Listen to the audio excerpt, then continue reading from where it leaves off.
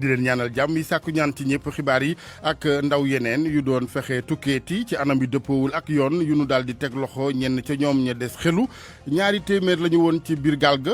ña nga teeri ca Ndar ñaar fukki ak juróom-ñeent la ñuy déglu jamono yi ci loxo yoon ñeneen ña ni nu ko waxee dañoo xelu ginnaaw seen pexe moomee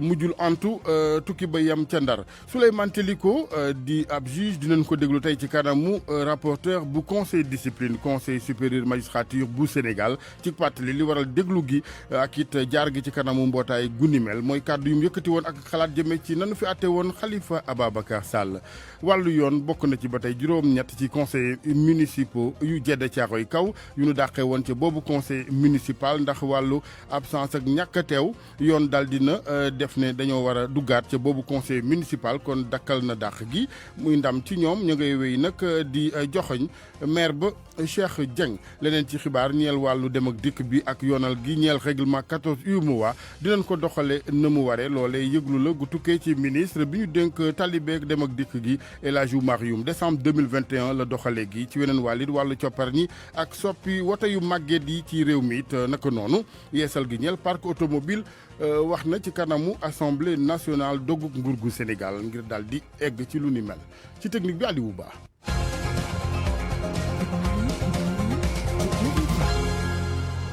xibaar yi dañu koy door ak magistrat bi jiite union magistrat yu Sénégal Souleymane Teliko war a jaar tey jii ci kanamu rapporteur bu conseil discipline conseil supérieur magistrature bu Sénégal ñu fàttali ni ko koy déglu kon ci boobu kuréel mooy procureur général cour d'appel bu Ziguinchor magistrat Assane Ndiaye di waral déglu gi te ci fàttali mooy kàddu ak gis-gis bu mu amoon ñeel àtte ba fi woon ñeel Khalifa Ababacar Sall mu gisoon ni rëq-rëq moom juge Souleymane Teliko laata jaar gi tey ci kanamu boobu kuréel ñu fàttali ne déglu it ñeeloon na ko ci kanamu inspection générale administration justice bu Sénégal IGAJ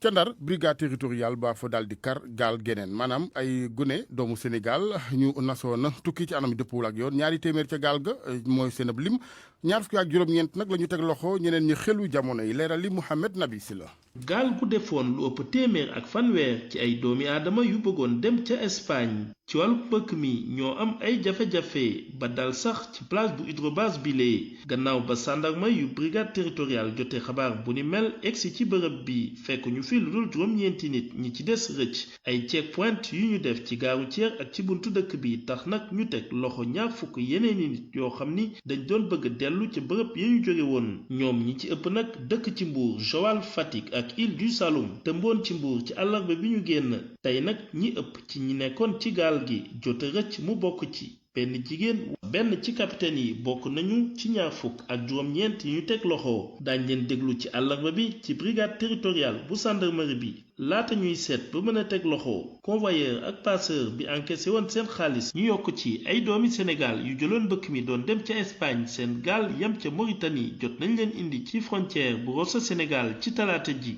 ngir ñu delluwaat seeni kër RFM ci Ndar Géej Mohamed Nabi Sila. jërëjëf Mohamed ci tournée bu mu doon amal ci fi nga xamante ne mooy delta beeg dex gi di fleuve Sénégal njiital SAED directeur général ba Aboubacry Sow moom daal dina tiisoo ak mititlu bu baax gune yi ñàkk seen bakkan ci géej gi ca moo ne ci gis-gisam bu nu toogoon fii ci réew mi liggéey joxe na ca misaal gune yenn jamono yi ca tool yi ceeb pataas ak tamaate ca bët saalumu Sénégal ca di ca tedd na mu waree noppi na sax mu ne ngir def liñ naan visite guidée yóbbu fa nit ñi xool ak i gët ni mu ko waxee ngëneelee ca yooyee tool wuute lool ak la nuy daj ca Europe waxumalaak ca yoon wa sax laata ñuy yegg ñu déglu ko directeur général bu SAED Aboubacry Sow ak Mohamed Nabi Silla. suñuy doom suñuy jarbaat xamee ne jël gaal yi bëgg jaar ci géej gi pour dem donc ci biir loolu ñu gis ci ay xale yi nga xam ne ñàkk nañ seen bakket ñu leen di jaale seen i mbokk xale yooyu nañu xam ne mbay mii liggéey bu bari am na fi liggéey bu mun indil nit mu suturloo ci am ci xaalis bu rëy exemple bi may joxe rek mooy bi ma ñëwee fii ci Dagana ay xale yu ndaw ñoom ñooy bay ci 2 junni ak juróomi téeméeri hectares yi fi nekk pourtant ñooñu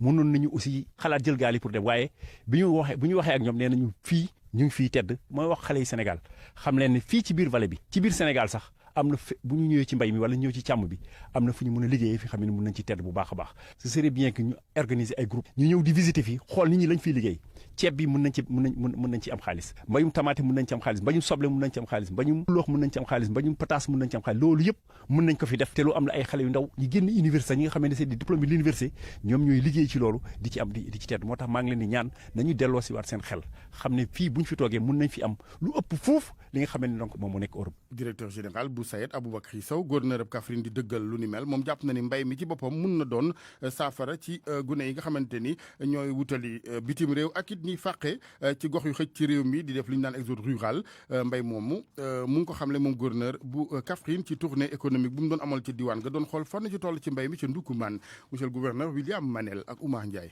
ndaw ñi tam c'est vrai que mën nañ am yeneen liggéey waaye mbéy mi tam mën na leen jural koom lu bëri li ñu war ñun mooy intéressé leen ci wàllu mbéy mi wane leen ni mën nga toog sa gox béy fa am li fay am tekki fii war na mën a nekk parce que ren ji vraiment bon yàlla may nañu taw bu am solo production yi boo xoolee vraiment lépp yokku na daanaka loolu yëpp boo ko jaayee xaalis la donc tekki aajul forcément nga dem bitim réew déedéet mun nga fi toog fi ci réew mi liggéey fi tekki fi donc loolu mooy message bu ñuy jox jeunesse bi surtout que boo naree tukki na doon ci ay anam yu wóor bañ a dugg ci gaal yi bañ a dugg ci géej gi parce que loolu daal vraiment day jur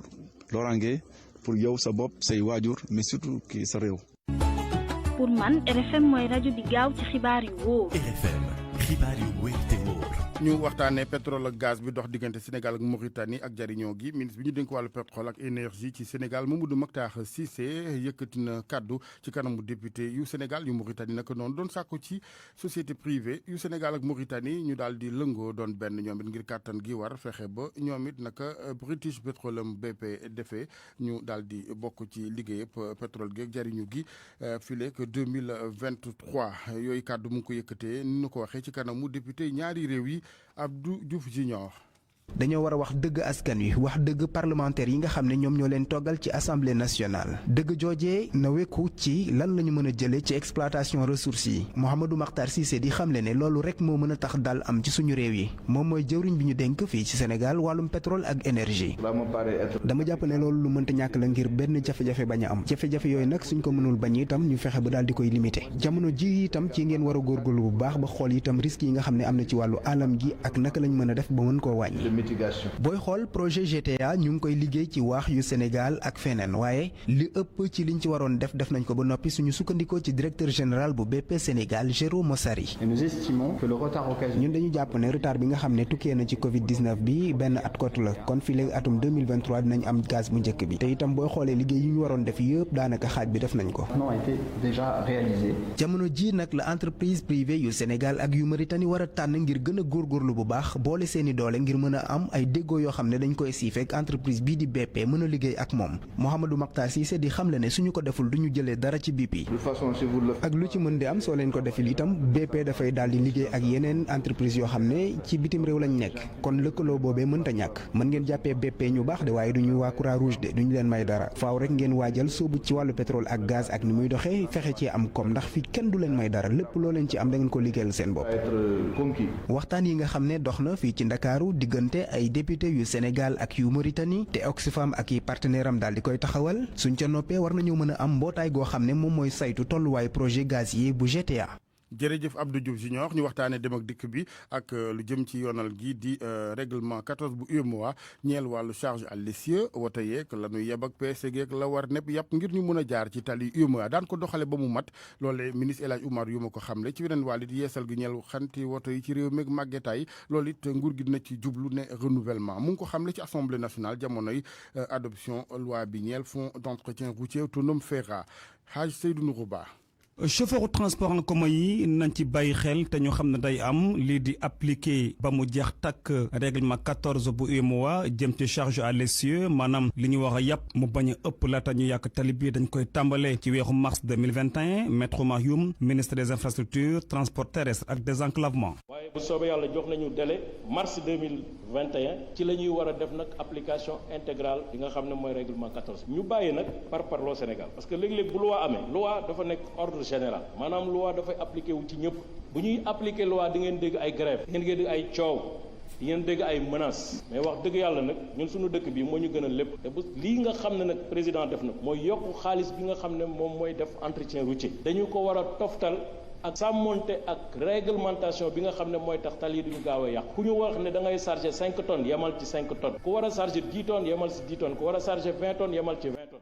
beneen date bu ñu war a téye muy décembre 2021 Sénégal dina tàggoog woto yi nga xam ne dañoo màgget lool léeg-léeg sax ñuy dem bay mag seeni chauffeur li ko waral mooy yeesalaat parc automobile bi. 7 places yooyu bi ñu ko xaymaa ci Sénégal ñu ngi nekk autour de 7507 places ci interurbain boobu car yi fay daw ñu ngi leen xayma ci 8000 mu nekk 15000 pièces yoo xam ne nii ku ci nekk lu mu tuuti am nga 25 ans moyenne d'âge loolu ne dañ ko remplacer ñu commencé nag ci segment bi gën a màgget mooy 7 places maintenant lu mu tuuti am na 40 ñu tuddee leen 504 usine ba ko doon defar Peugeot boobu amatul pièces yi amatul pneu yi amatul système de freinage bi amatul moteur bi amatul alors loolu le président ne dañ leen ko remplacer. FERA di fonds d'entretien ñu jagleel ko tali bi ñu gën ci bàyyi xel defar yeeg yeneen projet bi nag adopté nañu ko ci assemblée nationale ñëw ngir gën a organiser waat tali bi mu soxla at wu ne juróom-ñetti fukki milliards FERA nag am sax jafe-jafe ngir am juróom fukki milliards at wu ne waral ba député yi fas yéene taxaw ngir jàppale ko. Hadj Seydou Nourou Ba ñu koy gërëm waxtaanee leneen ñeel juróom-ñetti conseil municipal yenu dàqe woon ca mairie bu Djeddah Thiaroye Kaw ñoom nag ginnaaw dàq gi tukkee ca maire ba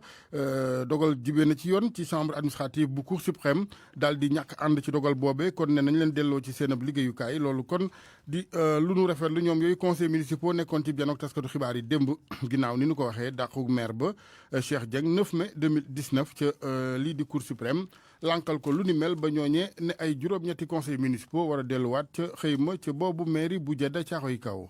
ak yëg lu tukkee ci Touba Mbacké ñeel li nga xamante ni mooy ñàkk worma gi ci ngën gi mbindeef rasulullahi sallallahu alayhi wa sallam ci wàllu caricature ñoom nag rafetlu wuñ ko benn yoon ñi nga xamante ni ñooy association Xudaamul Xadim ñaawlu nañu ko di woo ñëpp ci sax faaf ñu dëddu wan ginnaaw lépp produit bu xeetoo ca France ci conférence de presse lañ ko xamle ci Touba leerali soxna Mariama Diop. kaddu yi nga xam ne président France bi yëkkati na ko di Emmanuel Macron jëmale ko ci wàllum diine association bi di Xuddaamul Xadim mu ngi koy ñaawlu ba fu ñaawlu yam kuréel gi nga xam ne sàmm diine ñàkk ko ngir dara bañ ko yàq moom moo ko tax a jóg di wax ni doy na Serigne Amsa Mbacké mooy seen président d'honneur. ñu ngi koy naqarlu yam liy jóg nag tey loo xam ne day yàq diine di yàq réew mi kon nag dañ ko xare ci moo tax muy def pexe yi ngir bëgg a yàq diine waaye mënu ko ndax leeru yàlla neexut a fay ci sa kuréel gi di Xuddaamul Xadim di woote lépp luy produit français ñu boycotté ko fii ci diwaan bu Touba comme ni ko yenn réew yi defee Serigne Bassirou Thioro Mbacké di président Xuddaamul Xadim. mboolem association yi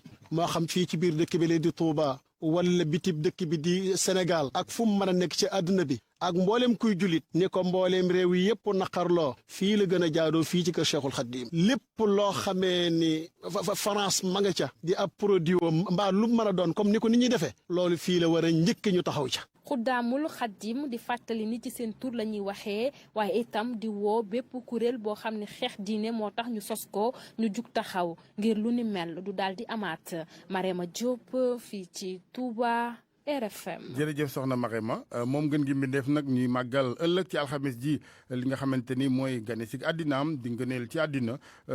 dinañ ko def gàmmu googee ca fu mel ni Medina Baye naka noonu ci gox yi diine yeneen ni Sénégal yenn yi juróom-ñetti téeméeri alkaati nag ngir diwaanu Saloum foofu ca Medina Baye ngir kon wàllum kaaraange commissaire central bu Kaolack xamle lu ni mel ci waajal gi ñeel mawlud gi ñu dem fa Kaolack ak Ibrahima Diamé. Depuis presque lu weesu ay bés commissariat central bu Kaolack génn na renforcer ay éléments de police sur le terrain ngir waajal gàmmu gi kon génn aar kaaraange pèlerin yi commissaire central bu Kaolack di Serigne Amadou Diop di xamle ni nag li jëm ci wàllu cëlum masque gi exigence bu wër lay doon. police nag daf si am taxawaay bu rëy boo xam ni daf koy def taxawaay boobu daf ko gën a dëgëral si gàmmu gi pour au moins pèlerins yi ñëw mun a respecter ñi nga xam ni kilifa yi moom la ñu tëral comme le port obligatoire du masque. muy xamle ni nag lépp luy service de sécurité di wéy karange ci biir diwaan bi daañu ko mobiliser rax ci dolli renfort bu am solo bi nga xamante ne fekk si na leen. juróomi téeméer ak fanweer élément yu jógee Dakar si ay services yu bëri mais bi si gën a ëpp mooy GMI groupement mobile d'intervention mais am na yeneen services yoo xam ne comme ay sûreté urbaine DPJ ak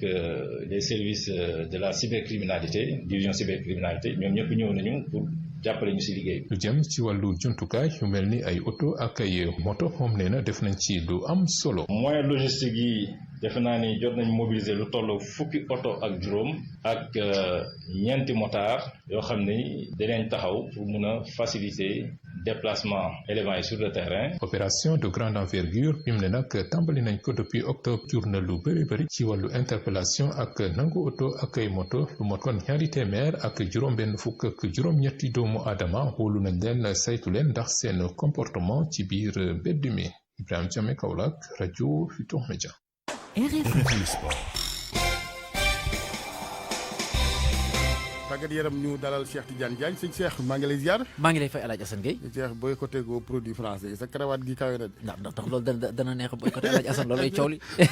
bisimilah ci wàllu sport. waaw dañ koy daal di door rek wàllu basketball ak Boniface Ndong bi nga xamante ni moom moo di tàggat équipe bu Sénégal yëngu ci wàllu basket ci góor ñi di équipe nationale bu mag bi nag ñoom dañuy waajal li nga xamante ni daal moo di éliminatoire afro basket bu ñu nama amal ca Kigali di capitale bu Rwanda ñaar fukki fan ak juróom jàpp ñaar fukki fan ak juróom-ñeent ci weeru novembre. Sénégal nag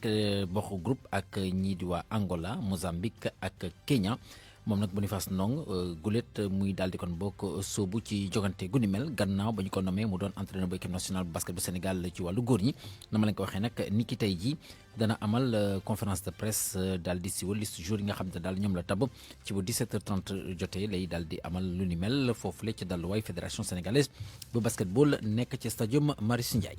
ñu daal di waxtaanee wàllu football ak deuxième journée Ligue européenne des clubs champions. ni ki démb Liverpool moom mujj naa am ndam ci digganteem ak doomu Danemark yi di Midtjylland ñaari bal ci dara waaye la ñu wone daal dalul xel lu ci mënti am rek jàppale ni ñoom itam lijjanti nañ ko donte jafe woon na ci ñoom seen but ko dugal moo di Diogo Jota moom mi nga xam te ne doomu Portugal la doon recrue bu bees ak kii di Mohamed Salah penalty Mohamed Salah sax dugg remplaçant ànd ak Sadio Mané ak Firmino ndax ci ndorteelu googu lay jogante ñoom ñëpp ñu ngi woon ci banc des remplaçants yi la ci ñuul nag moo di gaañu bi nga xamante ni Fabinho di doomu Brésil nekk ci Liverpool man ko amee laata ñu koy génnee ndax moom moo remplacé ci axe défense bu Liverpool kii di Van Dijk nga xamante ni nee nañ fi lekk ay weer yu bëri moom dootul yëngatu ci football ndax gaañu bi nga xamante ni amee na ko ci genou bi.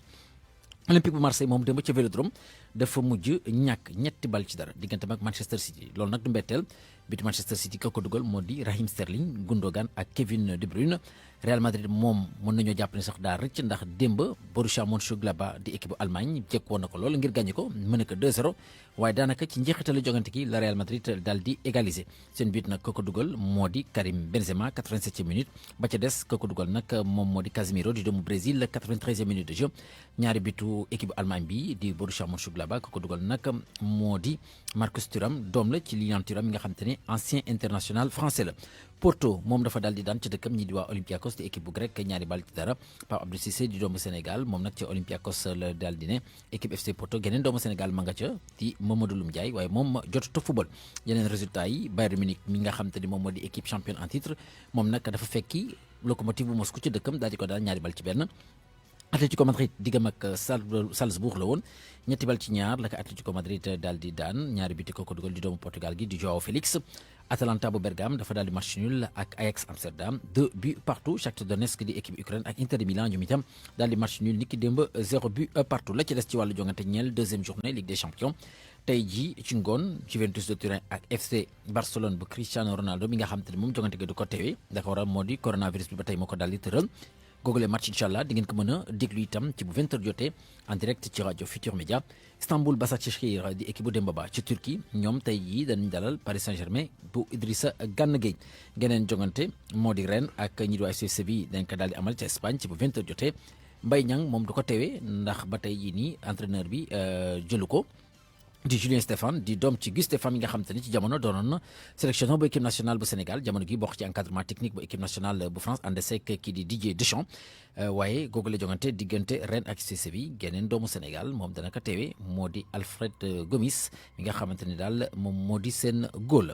ñu daal di waxtaane mbirum FC Barcelone ñoom nag ni ki démb ba tey amatuñu président club ki nga xam te moo di Josep Maria Bartomeu moom dafa dal di présenté lii di démission moom niki démb jàppale ni tamit moom mi nga xam te ni ak équipe am ñoom ñëpp daal di kon bokk jël googu les décision daal di bàyyi kon bokk ndombal tànk yi nga xam te ñoom la leen daal di joxoon gannaaw conseil d'administration d'urgence bi nga xam te ni niki démb ñu ngi ko doon amal moom nag di Josep Maria Bartomeu doonoon président bu FC Barcelone ci atum 2014 ba tey. waaye mën nañoo jàpp ni daal bu fekkente ne yëf yi neexoon na waaye ci mujjantal neexul woon ndax coow li nga xam te ni topp na ko ci résultat équipe yeeg demu Mesem déet ba ci mujjantal sax défaite bi nga xam te ne dox na seen digg ak Bayern Munich 8-2 di mbir mi nga xam te ni daal dafa gàkkal kon bokk li nga xam te ni daal moom moo di magistèram di Josep Maria Bartomeu. Algérie kii di seen entraîneur di Jamel Belmadi moom nag daal dina prolongé contrat am ba atum 2022 ak seen équipe nationale moom nag 2022 li ñu ko sas moo di fexe ba qualifié ci wàllu coupe du monde bi ba pare daal di amal taxawaay gu am solo fàttali nag Jamel Belmadi moom gannaaw ba mu jëlee Algérie ci atum 2019 ci la jëloon lii di coupe d'Afrique des nations ca Égypte la woon ca Caire gannaaw final bu doxoon ci digganteem ak Sénégal. ñu daal di waxtaanee bi la yoon équipe nationale U20 bu Sénégal ñoom itam ñu ngi doon amal jogante xaritoo seen digg ak ñii di waa Maroc nag moo leen daal di daan ñetti bal ci benn ci Rabat lañ ko doon amal. score bi ñi nga xam te ñoo njëkk a dugal di Sénégal ba match amee fanweeri simili Mamadou Lamine Camara moom jot naa égaliser itam pour Sénégal jàppale nag moom ma nga nekk ci équipe bi di Darou Salam bu Dakar waa Maroc ñoom daal di dugal 73e 80e minute ak 50e minute ci mujjantal daal di am ndam seen digg ak ñii di waa Sénégal fàttali nag Sénégal ma ngay waajal ci atum bi ñu jublu li nga xam te ni moo di tournoi IFOA B mi nga xam te ni Sénégal sax moom moo di équipe championne en titre ñu daal di ko jeexalee wàllu athlétisme fédération sénégalaise bi nga xamante ni fi mu toll nii ma ngay lal al programme ci atum 2021 ngir daal di kon bokk soobuwaat ci nga xamante ni daal moo di ay jogantem ñu ne nag ci lu jëm nag ci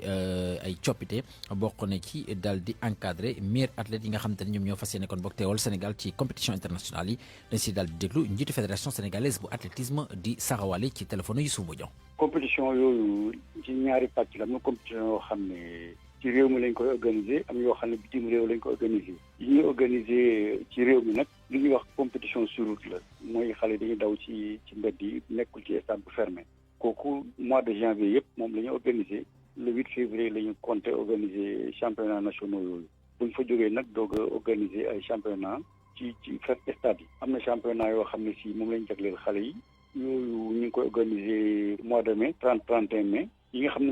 moom lañ jagleel mag ñi yooyu mois de juillet lañ koy organiser te loolu lañ bëgg am na meeting boo xam ne aussi meeting UMOA la Dakar lañ ko bëgg organiser pour commencer meeting Dakar bi pour fexe mu ñëwaat mais ci meeting bu ndaw boobu lañ bëgg a commencer su fekkee toutes les conditions sont réunies. bon am na aussi sur le plan international am na compétition yoo xam ne si bëgg nañ ci participer mooy compétition championnat d'Afrique yi d'athlétisme yi du 24 au 28 juin yi ñu organiser Algérie. am na championnat du monde U20 yi du 7 au 12 juillet yi ñu organisé Nairobi am na Jeux olympiques yi aussi yi ñu organisé Tokyo ci du 24 au 9 août. kooku di Sara Wali jiite fédération sénégalaise bu athlétisme kon mbokk Alaaji Asan fi lañ koy daal di yemale xibaaru tàggat yaram yi. jërëjëf sëñ Cheikh. ak RFM kumpa jeex na. ñu yegg seeg yéen ci wàllu cosaan gi chronique culture soxna Anna Rocha. maa ngi leen di nuyu mbokk yi patrimoine audiovisuel bu Sénégal nekk na lu soxal loolu jamono yi ñi nga xamante ne ñoo di kilifa yi ñuy dénk wàllu aada jamono yi daal di nañ restauré lu ëpp 200 ci ay film lu ci ëpp nag di ay archives yoo xamante ne mu ngi soxal actualité bi fii ci Sénégal ci jamono bi nga xamante ne ñu ngi doon màggal édition bu njëkk journée mondiale du patrimoine audiovisuel fii ci Sénégal ci le directeur de la cinématographie daal di yëkkati ay kaddu UGJAS di sàkku ñu daal di rapatrier yeneen film yi nga xamante ne ñoo nekk bitim réew. waaw en tout cas ñu ngi ci négocier xam nga dëkk comme France am nañu ay accords de coopération culturelle comme lu ñu ko defee ci wàllum masque yi lépp lu demoon ci objet d'art yi loolu la ñuy ñaan lu nekk ci wàllum image ci tugal bëri na ci lu ñu mën a estimer quoi parce que film sénégalais yu bëre réalisateur yu bëre seen film foofu la ñu ko defee tey mënuñu am copie seen film moo tax ñuy sandi ñu lancer un appel autorités yi président de la République mu gis naa tàngoom français pour que ñu gën a waxtaan ci loolu président Dia bu ñu ko doon def nit yi dañu dem INA fay lu bëre ci image yu ñu moom loolu lu métti la premier màggalu Tuuba tey génn nañu image boobu taalibe yu bëri même ñun bëgg nañu xam naka la woon mais balaa nga koy kii da ngay dem fay waa INA xaalis bu doy waar alors que image yi fii lañ leen jëlee fii lañ leen filmé nit yi di ko exploité foofu. ñu wutali Tambacounda foofee nga xamante ni Moussa Oumar Gueye daal dina teewee ab séance de répétition orchestre bi di Mamakunda Mélodie ñoom nag seen style musical dafa diversifié. xeetu musique bi nga xam ni ñu ngi ciy yëngatu waa orchestre Mamakunda Mélodie dafa nekk benn xeetu musique boo xam ni dafa ubbeeku dañuy yëngu ci musique boo xam ni dafa yem fii ci Tamba yem ci réew mi ak musique boo xam ni sax dañ koy jéggaani Mamakunda Mélodie boo xoolee lu ëpp fukki artistes musiciens ñoom ñoo fa daje ci noonu nag dañuy yëngu ci wàllum seen bëgg-bëgg muy musique waaye itim ba tey dañuy yëngu ci wàllum formation. Mame Seyni Gueye mooy bassiste bu Mamakunda Mélodie depuis 2015. chanteurs yu bëri parce que ki su nekk ak genre bi ngay def pratiquement je peux compter 5 à 6 personnes yi nekk fii ci groupe bi ku su nekk ak genre musical bi ngay def benn moment arrêté woon nañu suñu activité donc avec les interdictions yi amoon arrêté woon nañu activité yi. puis bon franchement jotaguñ ci dara ba léegi egsiwul en tout cas du fi kenn koo xamante ni dina la wax ni ci fond yi jot na cee laal dara. trier nañ ci xeex wax dëgg yàlla parce que ñu ngi doon respecter les mesures barrières jot nañ si def ak suñu chanteur benn lead vocal bi ñuy wax Blackman jot na ci def ay sensibilisation ba def ci benn clip. Mamakunda Mélodie génneegul album ci marché musical waaye nag nekk nañu ñoo xam ne daal lu jëm ci wàllu réseaux sociaux yi nekk ñu ñoo xam ne sawar nañ ci lool li gën a fës daal ci li nga xam ne ñoo ngi koy def mooy ay aju ci wàllum répétition wàllum encadrement ñi nga xam ne yëngu nañu ci wàllum musique waaye itim ba tey di def seen animation muy seen mbégte. di ko jaajëfal di leen jaajëfal bu baax a baax mbokk yi ci déglu bi dig daje ëllëg incha allah. Universel Pousse ak seen kénkéeri AAD Abdou Alima Diop ñoo leen di may li ci yéenekaay yi ak Mamadou Mohamed Ndiaye. jërë ngeen jëf gaalu looco gi mbëkkante woon bërki biik ak bateau Sangomar bu marine nationale lu mu gàtt-gàtt ñeen fukki nit faatu nañu ca journal La Tribune moo ko bind ci xëtamu njëkk ubbil yéenekaay bi am na benn waay bu ne woon ca gaal ga mi ngi wax ci La Tribune na mbiree demee waa ji Ibrahima Fall la tudd am ñeen fukki ak ñaar cosaanoo ca Ndar mi ngi ak ñeenti doom nee na juróom-benn fukki junni maanaam 300 000 francs la joxe woon ngir mën a bokk ca ñay dem keroog dimanche ay 10 heures ci guddi ca la ñu départ ñoo nga déparé woon Soumbédioune wutali Espagne Ibrahima Fall ne gaal gi ñu duggoon moteurub 40 moo ca ne woon bi ñu ko bëggee sensé ak moteurub 60 ci la leen marinub espagnol gis woo marinub Sénégal wax ko bi marinub Sénégal bi yegsee ci la ñu tàmbalee dàqante ak seenu patrouille bi ñu demee nag ba xam ne jekku nañu ci la ñu jël dogal ne dañu taxawal gaal gi ba ñuy seet fan la ñu war a taxawal suñu gaal gi fa la ñu batop marine bu Sénégal fekk mbëkki ñu kanam gaal ga xar yuuxu yi tàmbalee takarnaase ku nekk di seet nu mu rawalee boppam Ibrahima Fall ne fanweeri nit ak juróom-ñeent la ñu jot a sauvé waaye am na lu ëpp ñeen fukki nit yoo xam ne ba léegi kenn gisu leen xëy na sax faatu nañu ndax ñu bari ci ñoom mënuñu ndox mënuñu fay loolee mu wax La Tribune nañu am na it keneen ku newoon ca gaal ga ku ñu naan Abdoulaye Gueye am ñaar fukkeet ak ñeent dëkk ca Saint-Louis moom it dëggal na ko gaal gi njëkk ami jafe-jafe ci digg géej gi ndax moteur bu doon tàkk ña ca faatu L'Observateur xëy nañu indil juróom ci ñoom Omar Sow fanweeri at ak ñaar la am Bekay Diak fanweeri at ak ñaar la am El Hadji Ndiogou Sarr fanweeri at Abdoulaye Anne fanweeri at Asdamka Dip Masson moom mi ngi amoon fanweeri at ak juróom-benn ca Pikine ga ca Ndar gi nga xam ne ñu bari ci ñi faatu ci gaal gi fa la ñu dëkk L'Observateur nee nañu seeni mbokk dëjël nañ leen bu nuppi boole ko ak wanaasu seenu naqar toog di tiisu li waa Ndar di dund Ndar googe journal Les Échos xëy na di ñu wax ci xëtamu njëkk ne am na geneen gaal gu fa teer démb na mu demee yéenekaay bi nañu gaalu looco la gu yaboon ay nit bëggoon a mbëkk ak ñoom wutali île Canaries ga ca Espagne waaye yoonam moo leen réer ñu nekk ci géej gi juróom-ñeenti fan di wër a ka wër wagaaj xamuñu fan la yoon yu féete ba ñu demee ba sonn boole ko xiif ci la ñu jëlee décision teeral gaal gi ca boori Hydrobas ba sandarma yi di yegsi juróom-ñetti nit la ñu fa fekk ña des ñëpp dañoo daw dugg mboy gi sandarma yi xamle nañu ne teg nañu loxo ñaari moteuri gaal ak ay bërigo carburant Vox Populi mel ne ku naan ñu immigration clandestine dimbaki mi dana naqare régler ci réew mi ndax ba ci lu jëm rekk ci daan ñu war a teg ci ndoddal convoyeur yi ñooñu Macky Sall yi sax dégguwuñu ci kawi kàddu ndax bu dee Mansour Faye ak ministre de la jeunesse nen na Fatoumata Tall jàpp nañu ne dañu ko war a criminaliser ministre intérieur di Aly Ngouille Ndiaye moom safaan wala gis ne ba ñu ko ca laajee dana déet gu wow kong tuuma yu wow kong la ñu la Sénégal nañu moom lañ jiital parti Pastef di Ousmane Sonko gàll ci ndoddal Macky Sall ci li xew ci réew mi di gone réew mi jóg jël gaali loo ci mbëkk wutali bitim réew ne Barcelone wala Barsaq Sud Quotidien dolli ñu ci ne Ousmane Sonko nee nee na lu jiin njaage état bu Sénégal mooy njaag ci li xew Macky Sall la joxar bi baaraamub tuuma ci ne moo jëfewul li mu diggoon ndawi réew mi mu di wutaleen am xëy ñu ne déet na waaye mu jël ressources yi ci réew mi yëpp jaay ko waa bitim réew moo tax gune réew mi dem ba yemale toog ci réew mi ak ku leen rey lu rey mbuum deec giita ngas gi woon ci diggante ministre enseignement supérieur Cheikh Oumar Anne ak journaliste bi di Pape Alé Niang ak Mody Niang ak Nafi Ngom Keïta coow la teere ji woon tribunal yéenekaay yu bari ñu xëyandool xëy nañu wax ne justice àtte na ko ba jox dëgg Cheikh Oumar Anne Walfadjri nañu njiital kudd la woon moo leen yóbbu woon ci yoon doon leen toppee tuumay sos yoon di justice daan na Pape Alé Niang ak Mody Niang ñetti weeri kaso yu ànd ak sursis alamaan leen fukki millions yu ñu war a jox Cheikh Oumar Anne source nañu fukki millions yu teg 200 000 lañu leen alamaan le ceex na dënjum def na leen ko am na ndam ci seen kaw La Tribune L'As Vox Populi ak Le Quotidien xëy ñoom it xibaar bi ci seen xët yu njëkk keneen ko yoon daan Le Quotidien nee nañu moo di honorable député Moustapha Cissé Lo tuuma yi mu yëkkati woon gàll ko ci ndoddal jabari ay miiru ñing président groupe parlementaire Benno Bokk Yaakaar ci coowal jiwu gerte gi mbir moome tribunal àtte na ko démb ba daan Moustapha Cissé Lo juróom benn weeri kaso yu ànd ak sursis. Universel Pousse ak seen kenkeyri AAD Abdou Alima Diop ñoo leen doon may li ci yéenekaay yi. ñu àndoon ceeg Mamadou Mohamed Ndiaye di ko gërëm na ko noonu yéen ñu doon teewlu xibaaru suba seek RFM rajo Futur Média geneen ak gaal gu teeri bi yoon ca Ndar ñaari téeméer doomu aadama ñoo ca nekkoon yoon nag gàntal na seen pexe tukki ba ñu namoon ci anam yi dëppoowul ak yoon waaye ñaar fukk ak juróom-ñeent lañ ca teg loxo ba ñu nga leen di déglu jamono yi ca Ndar ña des ñëpp dañoo xelu jamono yi. Juge Souleymane Teliko ci kanamu rapporteur conseil discipline bu conseil supérieur magistrature bu Sénégal tey jile ñu war ko déglu jaar gi ci kanamu conseil discipline li ko waral di kàddu ak xalaat yu mu jibaloon ñeel àtte bu Khalifa Ababacar Sall mu gisoo ni rëq-rëqi jamono wàllu xibaar bokk na ci wàllu dogal ci yoon juróom-ñetti conseil municipaux yi jëdde Caaroy kaw ya maire ba Cheikh Dieng dàqe woon foofee ndax ñàkk teew ak absence ak yeneen cour suprême daal dina ñàkk ànd ak moom ci boobu dogal sàkku ñu delloo leen ci seeni place di lu nu rafetlu démb ci conférence de presse ña ngay wéy nag di ko joxoñ ci wàllu yorin moom Cheikh Dieng wàllu dem ak dikk beek yoonal gi bu UEMOA di article wala règlement ngeen baal ma règlement 14 bu UEMOA daan ko doxale ba mat sëkk ci wàllu charge à l'essieu wata yeeg la nu war a yàpp ak nan leen di peese laata ñuy war a mun a tegu ci tali UEMOA yeeg yeneen fii léegi décembre 2021 lay doon xibaar tukkee ci maître Oumar Youm mi ministre des transports wax na it ci wàllu changement coppite yu war jàmp ca nguuru Sénégal jublu ca ñeel wote yi nga xamante ni daanaka ñoom mag ña leen di dawal loole ne parc automobile bu màgget faw ak coppite ci kanamu assemblée nationale la ko daal di xamle bi ñuy taxawal